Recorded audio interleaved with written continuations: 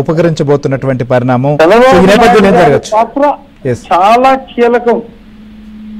Definite గా second largest party in NDA Telugu Desam. మళ్ళీ తెలుగుదేశానికి రామారావు గారు స్థాపించినప్పటి పూర్వ వైభవం దేశంలోనే అందరూ కూడా ఆంధ్ర వైపు తలెత్తుకొని చూసేలాగా చంద్రబాబు గారి నాయకత్వంలో పవన్ కళ్యాణ్ గారి సహకారంతో ఇదంతా సాధ్యపడింది.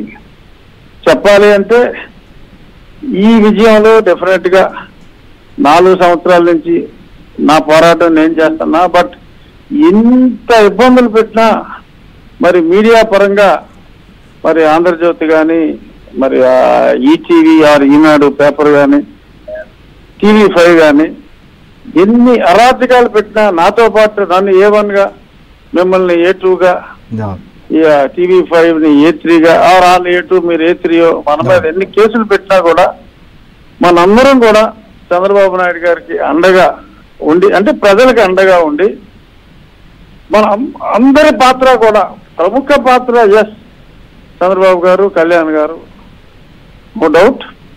మనందరి కృషి కూడా ప్రజలందరి కసి మనందరి కృషి ప్రజలందరి కసితో వచ్చింది ఈ అద్భుతమైన అన్ప్రెసిడెంటెడ్ అన్హర్డ్ విక్టరీ. ఏ రాష్ట్రంలో కూడా మరి వై నాట్ 175 అనే వాళ్ళకి సిగ్గుతో తలదించుకునేలాగా ఇప్పుడు 9 స్థానాలకు ఎంతకు పరిమితం అయ్యేలా ఉందో అది 8 అయినా కూడా ఆశ్చర్యపోవలసిన ఇది లేదన్నట్టుగా ఉంది. నిజంగా ఇది చాలా గమ్మత్తైన పరిణామం. ఇవాళ తెలుగుదేశం పార్టీ అధినేత చంద్రబాబు గారు పవన్ కళ్యాణ్ గారు కావచ్చు బీజేపీ ముఖ్యులు భేటీ కాబోతున్నారు. 9న ప్రభుత్వ ఏర్పాటు కూడా ఉండబోతుంది అన్నటువంటి పరిస్థితి కూడా ఉంది. సో ఎప్పుడు ఏర్పాటు అవ్వచ్చు? మీకున్నటువంటి సంకేతాలు ఏంటి సార్? నేనైతే ముందు నుంచి కూడా 9 అని అనుకుంటున్నా. అది మంచి రోజు అని అన్నారు. ఓకే, అంతకంటే ఎర్లీగా జరిగే అవకాశం కూడా కొంచెం కష్టమే. ఎందుకంటే ఇప్పుడు చంద్రబాబు గారు అక్కడ కూడా ఆయన మేజర్ భాగస్వామి కాబట్టి ముందు 2 రోజుల్లో అక్కడ ఢిల్లీలో కూడా ఆయన ఉండవలసి వస్తుంది. అక్కడ ప్రధానమంత్రి గారి ప్రమాణ స్వీకారంలో ఉండి వచ్చిన తర్వాత ప్రధానమంత్రి గారు కూడా ఇక్కడికి వచ్చి ఈయనతో పాటు ఈయన ప్రమాణ స్వీకారంలో ప్రధానమంత్రి గారు కూడా ఉంటారు అనేది అఫ్ కోర్స్ ఇది ఇన్ఫర్మేషన్ లేదు, ఇది నా ఐడియా.